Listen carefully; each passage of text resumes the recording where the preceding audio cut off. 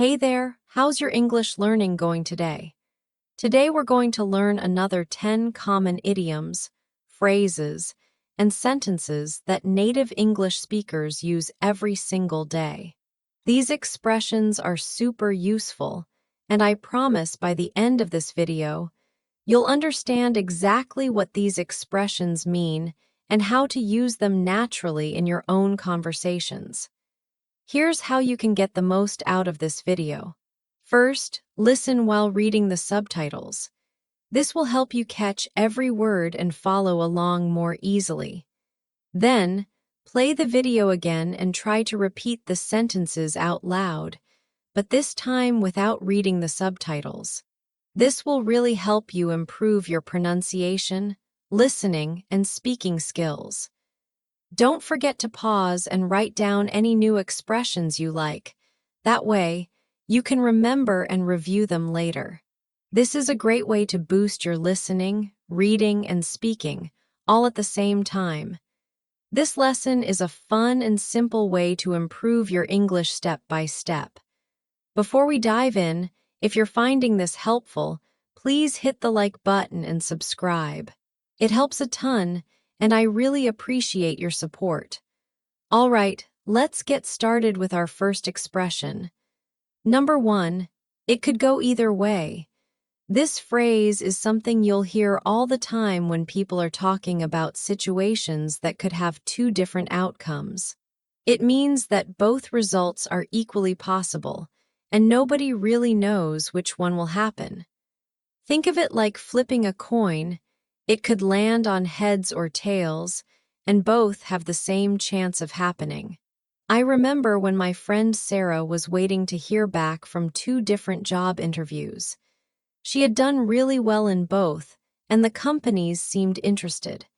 When I asked her which job she thought she'd get, she said, "Honestly, it could go either way. Both interviews went great, so I'm just going to wait and see what happens." And you know what? She actually got offers from both companies. For example, if your favorite sports team is playing against another really good team, you might say, "I'm not sure who's going to win tonight's game." It could go either way. Here's another one. Do you think it's going to rain today? Well, the weather forecast shows 50% chance of rain, so it could go either way. People often say, "I applied to 3 different schools, and my grades are right on the border for all of them, so it could go either way." Have you ever been in a situation where you really couldn't predict what would happen? That's the perfect time to use this phrase. Let me know in the comments if you can think of a situation in your life where you could say, "It could go either way." Number 2, I can see both sides. This idiom is really useful when you're trying to be fair and understanding in a disagreement or argument. It means you understand the good points that both people or groups are making, even if they have opposite opinions. It shows that you're being open-minded and not just taking one person's side automatically. Last month, my neighbors were having a disagreement about a tree in their yard. One neighbor wanted to cut it down because the leaves kept falling in his pool and making a mess. The other neighbor loved the tree because it gave her house shade and looked beautiful. When they asked me what I thought, I said, "You know what? I can see both sides. I understand that cleaning leaves out of a pool every day is really annoying, but I also understand why you'd want to keep a tree that makes your house cooler and more beautiful." For example, if your friends are arguing about whether to go to the beach or the mountains for vacation, you might say, "I can see both sides. The beach would be relaxing, but the mountains would give us great hiking."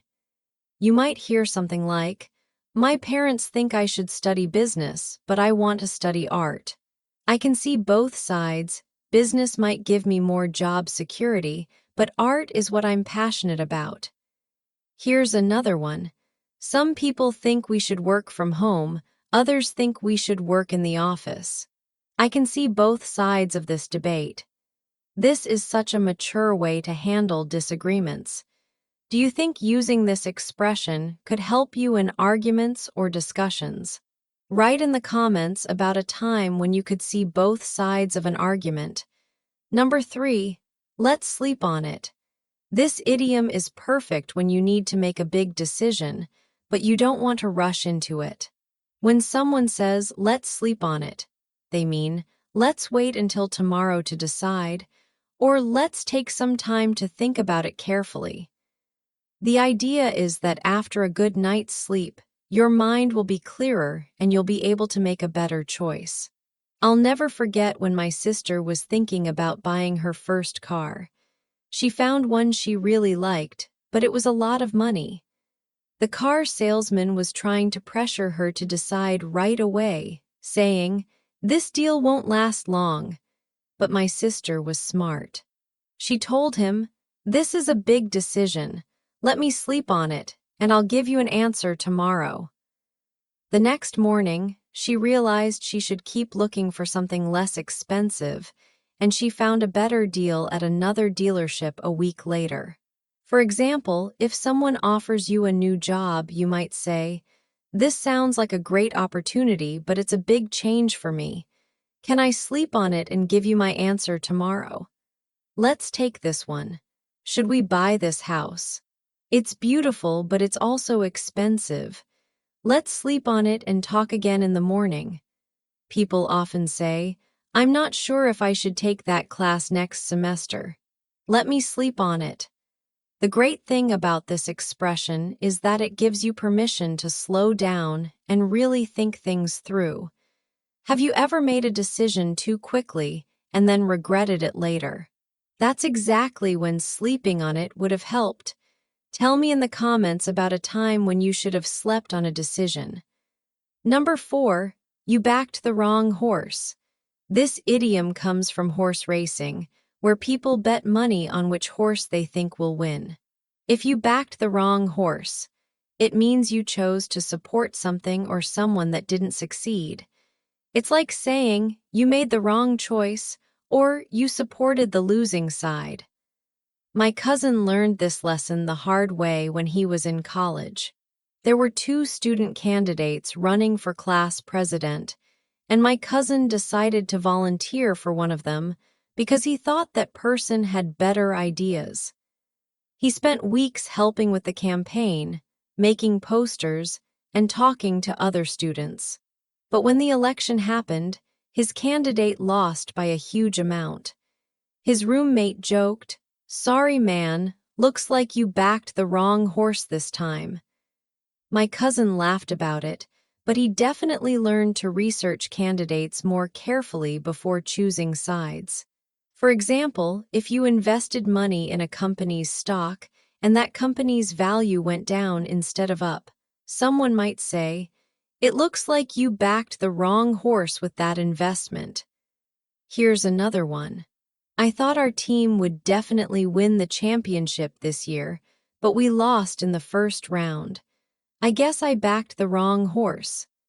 You might hear something like, "She quit her stable job to work for a startup that went out of business 6 months later.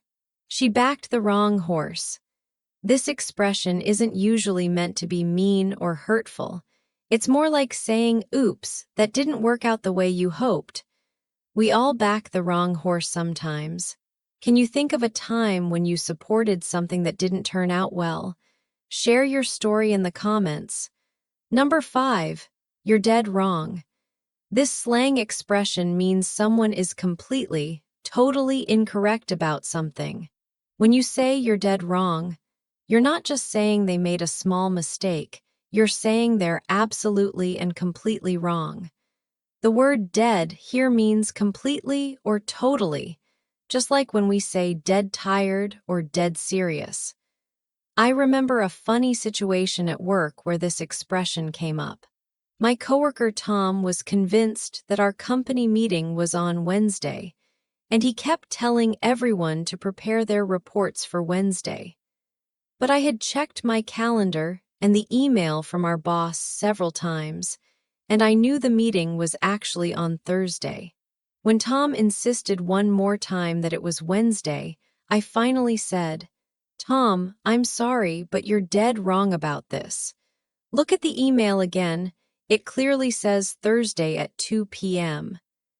Tom checked his email and realized he had been looking at the wrong week on his calendar.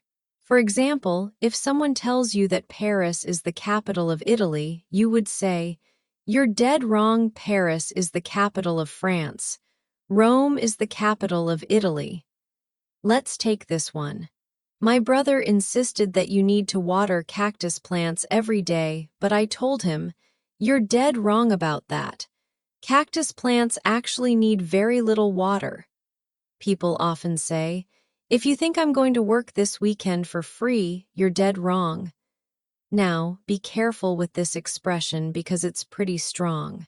You want to use it when you're absolutely certain that the other person is incorrect, and you want to make sure your tone isn't too aggressive or rude. Have you ever had to tell someone they were completely wrong about something? How did you handle it? Let me know in the comments. Number 6. Can you elaborate? This question is such a polite and professional way to ask someone to explain something in more detail or give you more information about what they just said.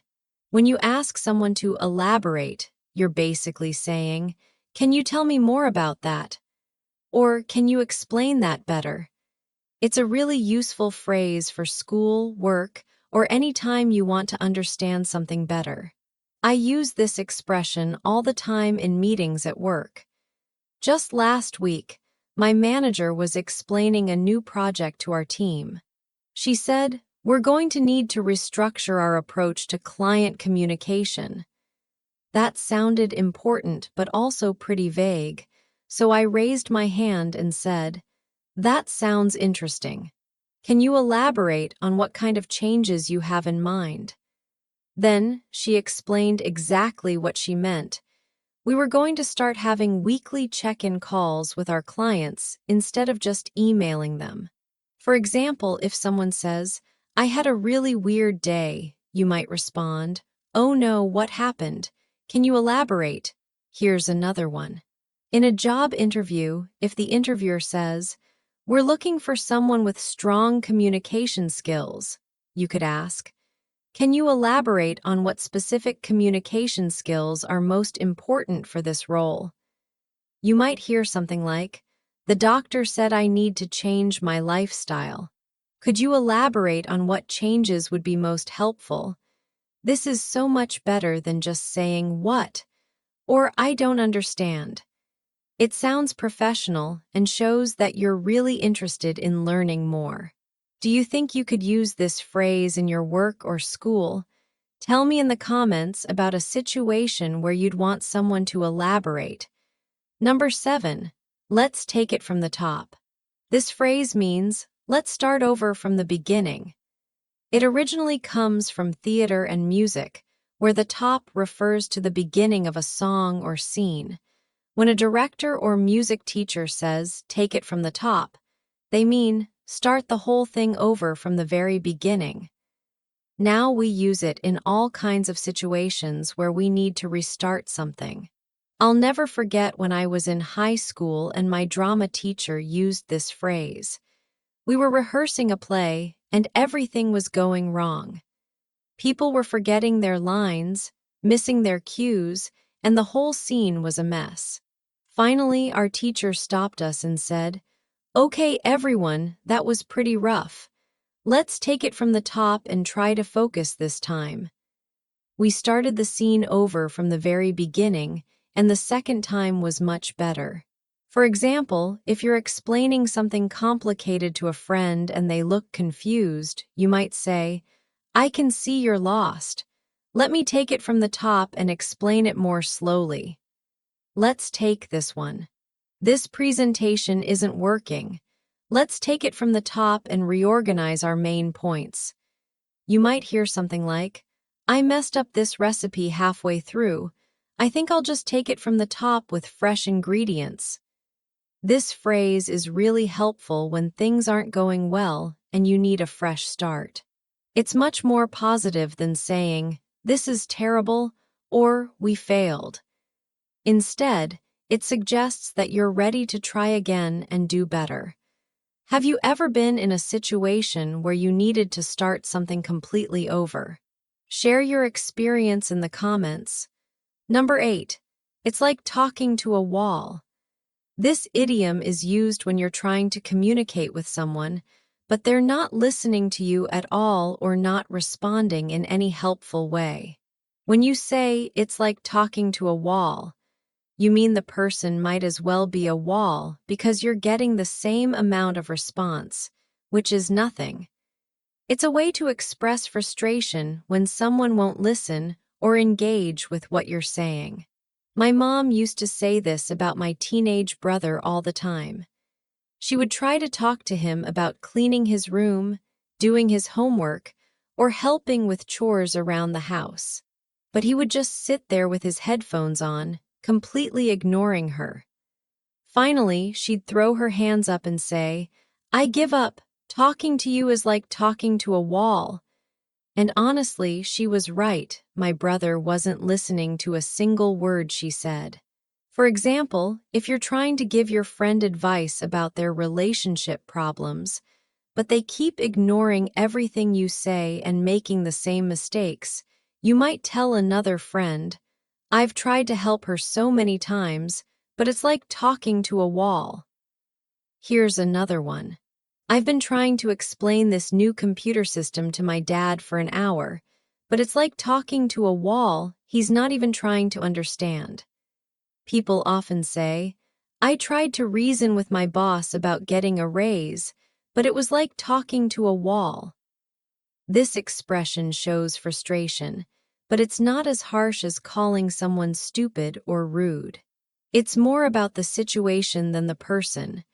Have you ever felt like you were talking to a wall when trying to communicate with someone? What was that experience like? Let me know in the comments. Number 9, that's beside the point. This phrase is really useful when you want to say that something someone mentioned is not relevant to the main topic you're discussing.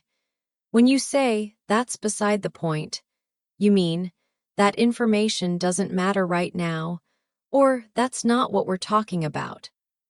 It's a polite way to get a conversation back on track when someone brings up something that doesn't relate to the main issue. I remember a meeting at work where we were trying to decide whether to hire a new employee or not. We were discussing the candidate's qualifications and experience, but then one of my coworkers started talking about how the candidate had a really nice car and lived in an expensive neighborhood. I had to say, "Look, I'm sure she has nice things, but that's beside the point. What matters is whether she can do the job well." We needed to focus on her skills, not her personal life.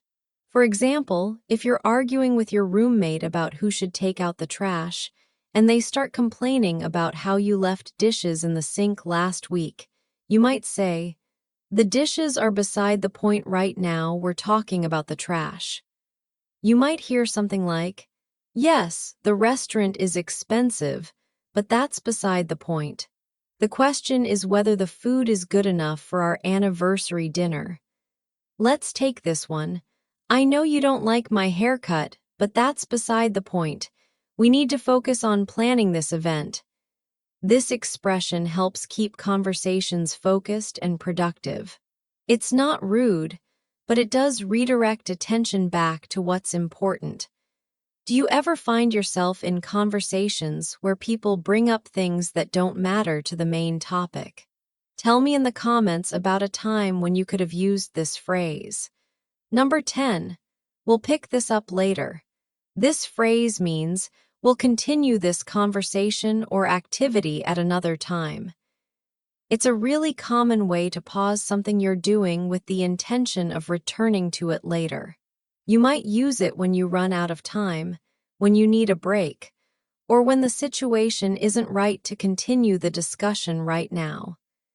Just yesterday, I was having a deep conversation with my friend about her job situation. She was telling me about some problems she was having with her manager, and we were really getting into the details of what she should do. But then we realized we had been talking for 2 hours, and she needed to pick up her kids from school. She said, "This has been so helpful, but I need to run. Can we pick this up later? Maybe we can talk more about this over coffee this weekend." And that's exactly what we did. For example, if you're in the middle of an important work meeting, but you realize it's time for lunch, someone might say, "We've made good progress on this project, but let's pick this up later this afternoon when everyone's back from lunch." Here's another one. "I can see you're getting upset about this topic. Why don't we take a break and pick this up later when we've both had time to cool down?" You might hear something like, "We've been studying for 3 hours straight. Let's pick this up later after dinner. I think we both need a break." This phrase is great because it acknowledges that the conversation or activity is important, but it also recognizes that now isn't the best time to continue. It's much better than just stopping abruptly or saying, "Never mind." Have you ever been in a situation where you needed to pause an important conversation? How did you handle it? Share your thoughts in the comments. Let's recap what we learned today.